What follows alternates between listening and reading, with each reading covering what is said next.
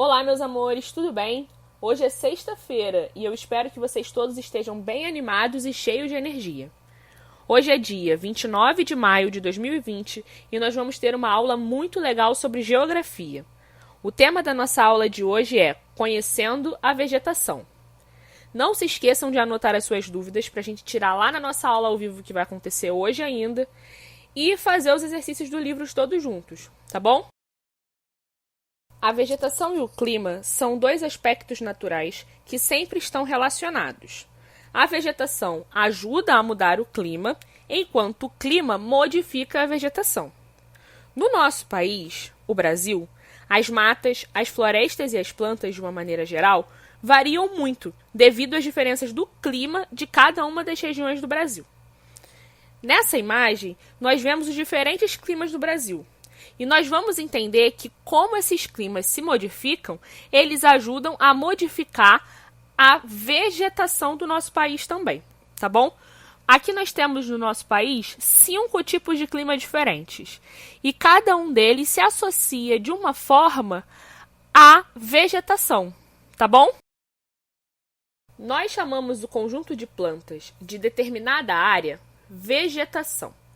Quando as várias espécies de vegetais cobrem uma região, nós dizemos que elas formam a flora. O nosso país tem uma flora riquíssima e com muitas utilidades. Nós podemos usar as plantas do nosso país para comer, para fazer chá e até para fazer medicamentos. Muitas plantas nascem sem precisar ser plantadas pelos seres humanos. A ação de muitos elementos naturais ajudam que essas plantas brotem e cresçam. Por exemplo, a ação dos ventos, das chuvas, dos pássaros, das borboletas, das abelhas e de outros animais. E até por isso é tão importante que nós ajudemos a preservar cada um desses animais, porque se eles não existissem, nós não teríamos uma vegetação tão vasta e tão bonita. No Brasil, há muitas espécies de vegetação. Porém, as mais frequentes, dependendo de cada região, são a floresta, o cerrado, a caatinga e as vegetações do litoral. E nós vamos ver todas elas a partir de agora. Florestas. Na floresta, a vegetação se apresenta com árvores altas, grandes e juntas umas das outras. Nela, há sempre muito verde. E por ser fechada, caminha-se, quando possível, por trilhas. Nós encontramos diversas espécies da nossa flora nas florestas, como, por exemplo, o jequitibá, o jacarandá, a seringueira, a avenca, a samambaia, as bromélias e as orquídeas. No entanto, esse tipo de vegetação, o das florestas, vem sendo substituído para a construção de cidades e para o cultivo de alimentos, e também para áreas de criação de animais. O nosso país tem a maior floresta do mundo, a floresta amazônica, que é considerada o pulmão do nosso planeta. E por isso é tão importante nós preservarmos as nossas florestas. Tudo bem? Nós falamos antes sobre algumas espécies que existem nas florestas. E aqui a tia separou uma imagem de cada uma delas para vocês verem e entender como é tão diferente cada coisa dentro de uma floresta. Então aqui nós temos os exemplos do jacarandá, do jequitibá, da seringueira, da avenca, da samambaia, da bromélia e da orquídea. Prestem atenção nessas imagens, olhem com carinho e percebam que as florestas são muito vastas. Tudo bem? O cerrado. O cerrado se desenvolve principalmente no interior do Brasil. Esse espaço geralmente é recoberto por capins altos e também aparecem plantas rasteiras, afastadas umas das outras. O curioso são suas árvores, que são baixas e têm os seus troncos finos e tortos. A expansão do cultivo da soja, algodão e a pecuária vem desmatando o cerrado brasileiro. Por quê? Por essa vegetação estar tão intimamente ligada ao interior, as pessoas estão invadindo esse tipo de vegetação para fazer cultivos.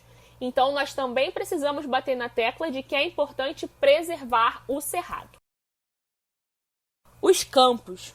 Os campos estão presentes especialmente no sul do nosso país. São compostos por uma vegetação rasteira e verdinha, que nós damos o nome de capim ou de grama.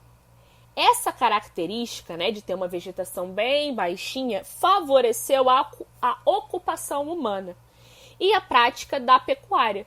Por quê? Quando nós pensamos nos animais, nas vacas e nos bois, eles comem grama no pasto e esses campos parecem um grande pasto. A caatinga. A caatinga fica localizada no nordeste do nosso país, em uma área de solo bastante seco, que apresenta pouca vegetação. Em uma época seca, as plantas perdem as folhas e a vegetação é formada de árvores de pequeno porte, ou seja, pequenas e espinhosas. A caatinga é formada por várias espécies de cactos, entre elas a palma, o mandacaru, a coroa do frade e outras. Aqui a tia separou para vocês algumas imagens de cactos que existem na nossa caatinga. A palma, o mandacaru e a coroa do frade, para vocês perceberem como é diferente, por exemplo, lá da floresta. Vegetação litorânea. No litoral, a vegetação é bastante variada. Existem ainda no mar as algas marinhas, que são como se fossem as plantas do mar. São usadas em cosméticos e produtos farmacêuticos. Por exemplo, quando a gente come uma comida japonesa, caso alguém já tenha comido, aquela alga que vem envolvendo o arroz no sushi é uma alga que veio do mar. Vegetação de praia. Apresenta uma vegetação rasteira, bem baixinha, encontrada na faixa litorânea, bem pertinho do mar. É comum também a presença de coqueiros, principalmente nas regiões norte e nordeste. Mangue. O mangue apresenta uma vegetação em terrenos alagadiços, que são terrenos que se enchem de água. Os galhos pequenos dos arbustos se entrelaçam, dificultando a passagem. Os galhos e as raízes das plantas que vivem no mangue fazem como uma teia que prende as coisas, então fica difícil a passagem por ali. Os vegetais são importantíssimos para o homem. Além de purificar o ar que nós respiramos, favorecem o clima das regiões e fornecem sombras, aquelas que nós adoramos num dia de calor, não é mesmo? Essas plantas são utilizadas de diversas formas, seja no seu estado natural ou industrializado. Outro uso maravilhoso para os vegetais é como alimento. Por exemplo, quando nós comemos uma salada ou quando nós tomamos um chá. Você pode encontrar esse conteúdo no seu livro de geografia, nas páginas 46, 47, 48, 49 e 50, e realizar as páginas 51 e 52. Na nossa aula ao vivo, nós vamos fazer estas páginas, tudo bem? Mas, caso você não consiga participar, faça as páginas também. Não se esqueça das atividades que nós colocamos lá na nossa turma do Google Classroom. É importante também. Bom, meus amores, por hoje nós terminamos. Um beijão enorme em cada um de vocês e até a nossa próxima aula.